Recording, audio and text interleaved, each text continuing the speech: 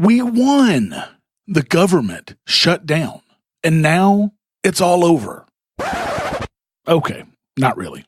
What's in the news with stories on tax relief impacts, TSA getting the finger, minimum wage impacts, gas tax profits, separation of marriage and state, and U.S. Border Patrol being evil.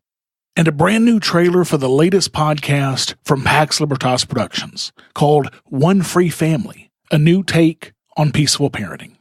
This episode is brought to you by Heleum, a long-term savings accelerator, allowing you to start investing in cryptos without you having to do any of the busy work. Also brought to you by NordVPN, the fastest, easiest to use service to protect your online presence that I've ever seen. Welcome to The Lava Flow, channeling the flow of information to the libertarian, anarcho-capitalist, voluntarist, and agorist community. Find us at thelavaflow.com. Here's your host, Roger Paxton.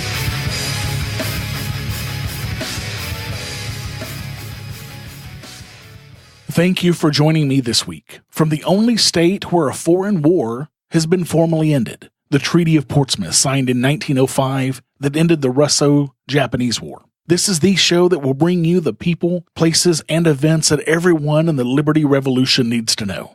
You can catch me on Twitter at the Lava Flow Pod. This is episode 79, Government Shutdown Too Short. And it's Tuesday, January 30th, 2018, when there have already been more than 99 people killed by police this year. And the United States debt clock shows us at $20,618,909 million in debt. What's wrestling my jimmies this week? You're about to find out. Let's do it to it. We won. The government shut down, and no one died. Almost no one was even inconvenienced, except perhaps some federal employees. Hell, even the Smithsonian and the National Zoo didn't close their doors. The US Legislature didn't even shut down. They were still completely ruling over us and deciding our fates during this supposed shutdown. This was not a shutdown, it was a magic trick. But here's the fucking kicker. Here's the proof that these supposed government shutdowns are nothing more than window dressing. A huge sham on the people, tugs at heartstrings, and fucking extortion. It actually costs the government more money to shut down than it does to remain open. The shutdown actually costs the government, or in other words, you and me as taxpayers, tens of millions of dollars more a day than if they were to stay open. I shit you not. How could that possibly be? Well, it's simple. Because they don't give a shit about the money, and they piss it away since they stole it from us anyway. Furloughed workers almost always get paid retroactively for the time they were out, which means taxpayers are laying out money without getting any work in return. Museums and national parks can't collect fees and revenues from other sources like gift shops. Perhaps most importantly, federal workers spend thousands of cumulative work hours preparing for the event and recovering from it, literally shutting down their systems and then restarting them once the government reopens. Paid work that is utterly unnecessary to the normal business of running the country and sucks time away from safety inspections or reviewing research grants or whatever their actual responsibilities are. Not that that matters for anything. Quantifying the exact costs to the government is difficult, in part because every single shutdown is different. Between November 1995 and January 1996, the government shut down twice for a total of 27 days as Democrats and Republicans clashed over Medicare funding, among other issues. A subsequent analysis conducted by the White House's Office of Management and Budget estimated that both shutdowns together cost the government $1.4 billion, more than $2 billion today after adjusting for inflation. Of that $1.4 billion, roughly $1.1 billion was salary paid to federal workers who stayed home and didn't work. The remaining $300 million came from other sources, such as the lost revenue from the closure of national parks and public museums. In a report on the consequences of the 16-day government shutdown in October of 2013, the Obama administration estimated that the payroll cost alone due to retroactive pay was $2 billion, rising to $2.5 billion if you include all forms of compensation, such as workplace benefits. This was a result of 6.6 million combined furlough days among federal workers, more than any previous shutdown. And this short 3-day shutdown was no different. Federal spending for the fourth Monday in January 2018, the last day of the shutdown, set a record of $16,596 million for that day in January, even though the federal government was supposedly shut down, according to the daily Treasury statement. A record spending on that day. As my friend Tom Knapp wrote in an article for the William Lloyd Garrison Center for Libertarian Advocacy Journalism at thegarrisoncenter.org, quote, "The second worst thing about federal government shutdowns is that they're almost entirely meaningless theatrical productions, tales told by idiots, full of sound and fury, signifying nothing from beginning to end. The worst thing about such shutdowns is that they end, usually in a way that undoes most of what little good they accomplished in the first place. If all those activities that got shut down were non-essential, why are they government activities in the first place? The case for government is, usually, that it does things that must be done, and that can't be done by any other organization. Designating an activity non-essential is just another way of saying it's a way of wasting money on something either unnecessary or better left to the market. This too shall pass, unfortunately." You know, I'm absolutely in love with the way that Tom writes about such topics, and he does such great work at the Garrison Center. Basically, what they do is work to publish and disseminate libertarian op-eds and letters for publication in mainstream and non-libertarian newspapers, magazines, and other media. And he's got lots of success with this, with over 1,100 pickups of his articles in mainstream media in 2017 alone. This is the sort of thing that we should be supporting more, because this is the sort of libertarian activism that changes hearts and minds. Give him a look over at thegarrisoncenter.org. Have you subscribed to the Lava Flow on iTunes or any mobile device yet? Then what's wrong with you? Go to thelavaflow.com/subscribe so you don't miss a minute of the show. And while you're subscribing, make sure to leave me a 5-star rating and review the show to help others find our podcast. thelavaflow.com/subscribe. It's time to shake up your podcast feed, folks, by subscribing to Lions of Liberty, the only libertarian variety show out there. Spend Mondays with me, Mark Claire, as I feature in-depth interviews with great names in the libertarian community and fun roundtable discussions. Electric Liberty Land with me, Brian McWilliams, every Wednesday, your weekly dose of comedy, culture, and liberty. And Felony Fridays with me, John Odermatt, where I expose injustice in the broken criminal justice system. Find us on iTunes, Stitcher, and at lionsofliberty.com.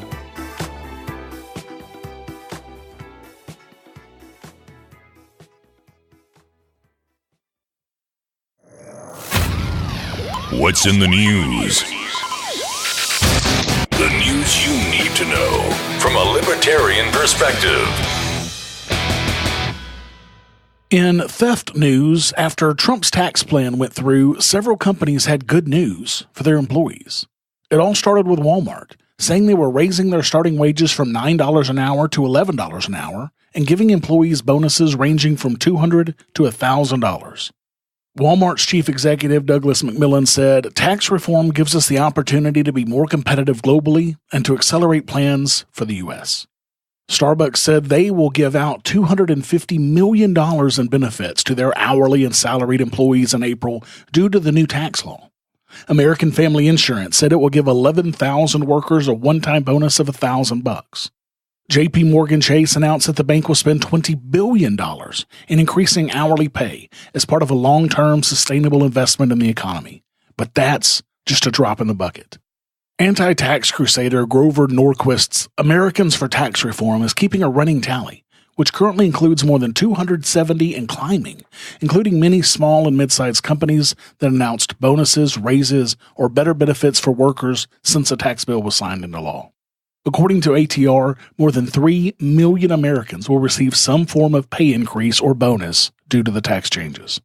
Now look, you guys know that I am no fan of Trump. And this tax ban, while increasing my paycheck a very small amount, is barely a tax change at all. But it made enough of a difference that companies all over have more money to spend on their most precious commodity, their staff. Can you imagine what would happen if employers could keep 100% of the money they made? Can you imagine what would then happen if employees were able to keep 100% of their pay? The economy would explode instantaneously. In security theater news, a Texas Tech student was questioned by the TSA for brandishing the school's iconic finger gun salute.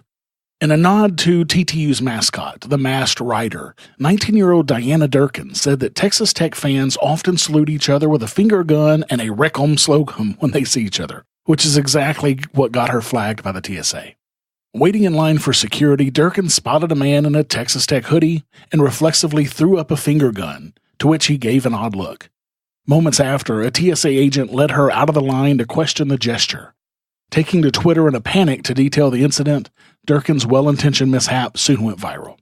She tweeted during the issue, "In the airport security line, and I see someone wearing a Texas Tech hoodie, and I look at them and do the gun hand signal, because wreck 'em, am I right? TSA is now pulling me aside to talk to me." "What are you doing? You can't do that in an airport," Durkin remembered the agent telling her. She added that the agent followed up by giving her a full screening and pat-down, nearly sending Durkin to tears. Durkin remembered thinking, "Oh my gosh, they think I'm a terrorist. Oh my gosh, I'm going to jail. I'm just sitting there almost in tears like, no, I'm just really dumb. I'm not a terrorist." Now, wait just a goddamn second. You can't do that in an airport? What law says that bullshit? I mean, last time I checked, finger positions are covered under the First Amendment, including most of our favorite finger position. I forgot, of course. That no longer matters at borders, airports, schools, or many other places, because they don't pay attention to the First Amendment. And people wonder why I say the Constitution is a useless document that no longer matters, if it ever did.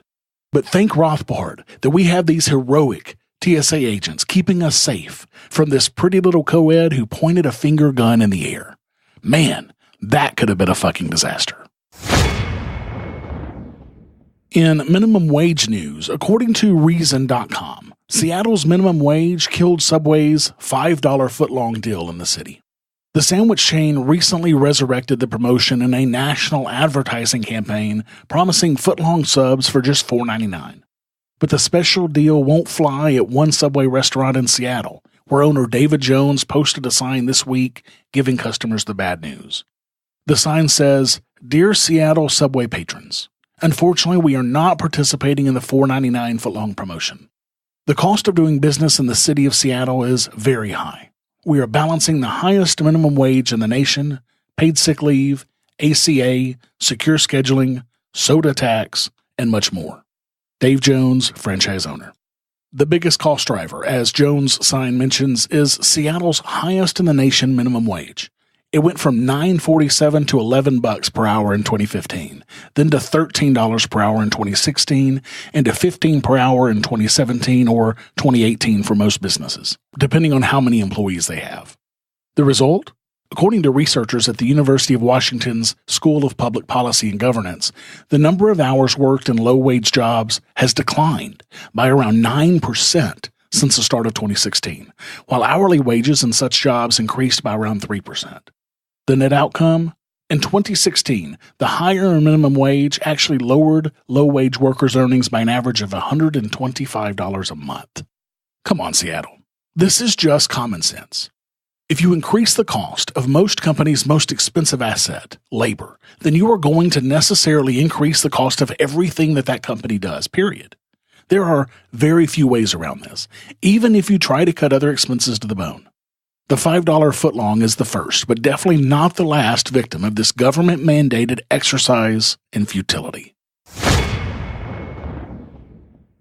Imagine if your savings had the power to grow all by itself, without you having to do any busy work. Introducing Heleum, a long-term savings accelerator powered by Uphold, an online wallet that lets you easily store your money as dozens of national and cryptocurrencies. Conversion rates between currencies are constantly moving up and down. Heleum watches these rates for you so that it can convert your funds when the time is right. By floating into currencies when they're down and floating out when they're up, Heleum automatically collects small gains every chance that it gets. Just add funds to Heleum from your bank or digital wallet, and you're done. Heleum will notify you whenever your account grows. so you can enjoy more of what matters in life. Helium. Let your money move you. Sign up today at thelavaflow.com/savings. Now, I've personally used this product since the beta, and I still use it, and I've seen it work as advertised, or I wouldn't recommend it to you. Join me in accelerating your savings by signing up at thelavaflow.com/savings. In the Democratic People's Republic of California news, the state and federal governments now make 20 times what gas station owners make on a gallon of gasoline after the latest tax hike. California drivers experienced sticker shock at the gas pumps on November 1st. The state's gasoline tax rose by 12 cents per gallon that day, bringing the total to 39.8 cents. Along with a federal gas tax of 18.4 cents, Californians now pay 58.2 cents in excise taxes per gallon. Like all other states with sales taxes, California taxes the tax by applying the combined local and state sales tax, which ranges from 7.25 to 9.75%, on top of the gasoline tax. The average price of regular unleaded gas is now $3.02 per gallon, meaning that federal and state taxes represent about 20% of the retail price. That's considerably more than the gas station owner's 2% per gallon gross profit. But it only gets worse. On July 1st, 2019, the state tax will go up another 7.5 cents, bringing the combined state and federal excise tax to 65.7 cents per gallon. What do Californians get in return? From the beginning, in 1923, the stated purpose of the gasoline tax was to build and maintain more roads. The revenue, along with a transportation improvement fee and taxes on diesel fuel, is earmarked for California's Road Maintenance and Rehabilitation Program, which is equivalent to the highway trust funds of other states and the federal government. In reality, motor fuel taxes have been looking less and less like user fees in California and elsewhere because state legislators and the U.S. Congress periodically raid highway trust funds to pay for unrelated programs, of course. A decade ago, Governor Arnold Schwarzenegger wanted to use $1.1 billion in public transportation account money to offset huge shortfalls in general fund revenue caused by excessive government spending.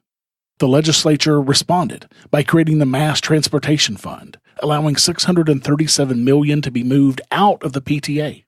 From 2007 to 2010, $1.3 billion in transportation funds was spent not to build or repair state roads, but to finance other programs that were apparently more politically rewarding, i.e. generating more votes, than fixing bridges and filling potholes. So even when they're stealing from you, ostensibly for more roads, it's mostly just a fucking lie and a sham to steal more money from you to be used as they see politically expedient. Go figure. In church and state news, the Alabama Senate has approved a bill that would do away with marriage licenses and the requirement for people to go through a wedding ceremony. The bill comes as a few Alabama probate judges refuse to issue marriage licenses to anyone, so they do not have to give them to gay couples. Senators on Tuesday voted 19-1 for this bill, which moves to the House of Representatives. Instead of a license issued by probate judge, couples would sign and submit a form. Couples would no longer even need a wedding ceremony to be legal. Senator Greg Albatron said his bill, quote, truly separates the church and the state. The proposed law would maintain a few state requirements governing marriage. Minors between the ages of 16 and 18 would have to obtain parental permission before marrying. The state would not record a marriage if either party was already married, and the parties could not be related by blood or adoption, as already stipulated in state law. SB 13 will now move to the House for consideration. A similar bill passed the Senate last year, and we talked about it on this show, but it never received a House vote. Here's hoping this one will. Senator Phil Williams, the lone no vote, said, and I quote, he feared the change would water down the meaning of marriage. Wait, let me get this right. The meaning of marriage includes the state being involved in regulating the fuck out of it? Clearly, this asshat has no common sense at all. Look, marriage existed long before government, and it's going to exist long after government. Government only fucks up marriage, just like they do with everything else that the government touches. Are you looking for a way to protect your online presence quickly, easily, and inexpensively while still surfing the net with high speed? Well, NordVPN is the best way that I've ever found to do just that. With over 2,500 servers worldwide, they cover every continent except Antarctica. But, as they say, that's only because penguins just don't get the internet. They also offer double data encryption, which encrypts data not once, but twice. And they never log what you do and where you go on the internet. Also, NordVPN is fast, the fastest VPN service that I've ever used. They have apps for Windows, Mac, iOS, and Android, so you can protect all of your traffic from all of your devices with NordVPN. Starting as low as $3.29 per month, they're also inexpensive, and they take Bitcoin too. With NordVPN, you can securely access any website from anywhere around the world, safely share files via P2P networks, and enjoy the fastest VPN experience without compromising your online security and privacy. Get signed up for the VPN service that I personally use every time I hit the internet at thelavaflow.com/VPN. Again, that's thelavaflow.com/VPN. In Government is Evil news, the United States Border Patrol is being accused of vandalizing life-saving water aid stations in the desert, essentially giving a death sentence to migrants. According to a report published by No More Deaths, a Tucson-based humanitarian group, this is widespread and routine. The agents apparently kick, slash, and dump plastic gallon containers of water that the humanitarian organization leaves for migrants trekking through the desert attempting to enter the U.S. illegally. Kate Morgan, abuse document coordinator for No More Deaths, said, quote, "We've had video footage, and still people were saying maybe it's just a few rogue agents. We really wanted to show that this is systemic, that this is part of a larger policy, and we wanted to offer people raw numbers to show that." According to the report, from 2012 to 2015, No More Deaths placed more than 31,500 gallons of water at 139 aid stations on trails used by unauthorized migrants in and around Arivaca, a swath of land between Interstate 19 on the east and the Tohono O'odham Nation to the west. By the group's measure, during that period, about 86% of the water was used. That's proof, they claim, of the need for their work. Meanwhile, roughly 10% of the stashed water, some 3,500 gallons, was destroyed during that period. Volunteers said the destruction of water at aid stations continues. 2 trail camera videos from 2017 that the group released Wednesday show an agent puncturing water containers and another taking a blanket from an aid station during winter. The government does lots of horrible, evil things. They steal from all of us on the regular. They kidnap and abuse many of us. They spy on all of us. However, next to outright killing us like they sometimes do in police shootings and death penalty cases, this is about as evil as it fucking gets. The agents who did this knew that they were creating an atmosphere that made it much more likely for a human being to die of thirst out in the desert. Fuck the U.S. Border Patrol in the neck. In more Government is Evil news, the U.S. House of Representatives voted to pass the Born Alive Abortion Survivors Protection Act by a vote of 241 to 183. The bill mandates that any child born alive be transported to a hospital instead of remaining in the care of the abortionist. It requires that healthcare practitioners and hospital employees report violations of the law, and it institutes penalties for the intentional killing of a born-alive child, including fines and up to 5 years imprisonment. The bill would also grant the women on whom the abortion is performed civil cause of action and protection from prosecution if her child is not cared for after birth. This is a law that's intended to do basically one thing: stop the murder of babies who have been completely born alive from being killed after birth. And I don't care what you feel about abortion. That's a touchy topic and not one that I've had the balls to touch on this show, to be honest. But this is not abortion. This is killing babies who were born alive. This is murder. According to the Centers for Disease Control, between 2003 and 2014, 588 infant deaths reported, including a code indicating that a cause of death was termination of pregnancy, affecting fetus and newborn. At least 143 of these deaths could definitively be classified as having involved an induced abortion. The CDC acknowledges that this could be an underestimate. While it is a relief that the House passed this bill, what is evil is that 183 members of that body, representatives of the United States fucking government, voted against a bill that would protect the lives of innocent human beings because of political expediency. This is disgusting. Not only is it disgusting, it's immoral, and it is evil. Every member who voted against this bill was a Democrat. All but 5 Democrats in the House voted against this bill. But what is even more scary is that if this had been a Democrat-controlled Congress, this bill probably would have failed, and more babies would be being murdered completely legally. Exercise your free market muscles by going to thelavaflow.com/support and giving a per episode donation of as little as $1 an episode, or use Bitcoin. Get exclusive content, rewards, and help the Lava Flow become fiscally neutral while providing you more content. thelavaflow.com/support. This is Chris Spangle, and I am the host of We Are Libertarians, which you can find in iTunes, Google Play, or at wearelibertarians.com. We are a podcast that brings you all of the irreverence that modern politics deserves by examining current events from a libertarian perspective. So please, check us out at wearelibertarians.com. It's been a while since I released a new show on Pax Libertas Productions, but this is one that you are going to want to check out if you have kids. If you think you're going to have kids, or even if you just talk to other people. Because this podcast is going to be a great resource for you to learn effective tools for being more peaceful in your interactions. It's called One Free Family, a new take on peaceful parenting, and you can get all the information on it and subscribe to it at onefreefamily.com.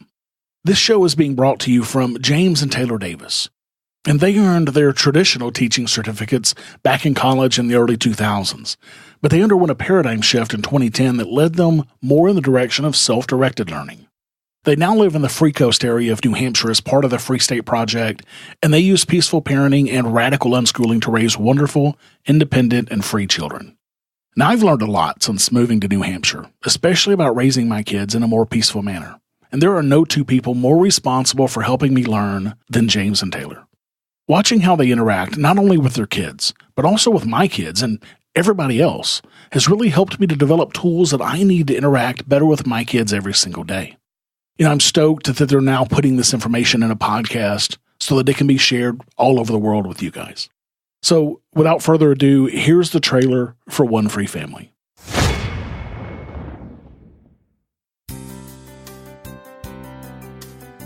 You're listening to One Free Family, a new take on peaceful parenting, where you can hear ideas for helping to raise free, independent, and peaceful children. Here are your hosts, James and Taylor Davis. Hi there, this is James. And this is Taylor. And this is our first ever recording of our new One Free Family podcast. Are you excited? Really excited. Me too. When you really adopt or really internalize this idea that learning should be self-directed, it starts to light a fire under me anyway. Yeah. It starts to really help you question. Actually, even if I'm not the parent I want to be yet, in this moment, I can make a better choice. And that's been really, really powerful for me. And It's something that I still have to remind myself of often. It's not about who's a good parent, who's a bad parent. Right. It's about how we can all be on this really tough journey together and become the best parents possible. Let's say I'm sitting reading a book and I'm like really into this book and it's just, I just can't put it down and it's so good. And you, James, come up to me and you say, well, can I see that? You need to share that with me. You've had it for long enough. It's my turn. And I'm just right in the middle of it. I mean, that's ridiculous. I would never be expected to just close the book and hand it to him. It kind of did speak to the point about how it's kind of easy to forget about consent, especially the littler a person is, right? We have these cute little people who we love to snuggle and hug, and sometimes we forget that they're still autonomous beings. If you're the type of person, if you're out there, any point along this journey, we really hope you'll come along. If you have a 3-year-old and a 1-year-old yourself and you're not sure how you're going to wind up, or what sort of educational approach you're going to wind up with, this podcast totally is for you. If you're farther along the unschooling or self-directed learning approach, I think you'll have a lot to get out of this. And if you just want to find personal moments of growth in your parenting in the most traditional way possible, or whatever, I think that hopefully we'll have something for everybody. But yeah, self-directed learning is going to be a major theme. So if that's something you're interested in, we hope you'll tune in the future. So we're pretty pumped. We're having fun and glad you're here on this journey with us. And thank you so much for taking the journey with us to find more freedom and peace in our families. And remember that each moment is a fresh opportunity to be the parent you want to be. Love you guys. See you next time. This has been a Pax Libertas Productions podcast.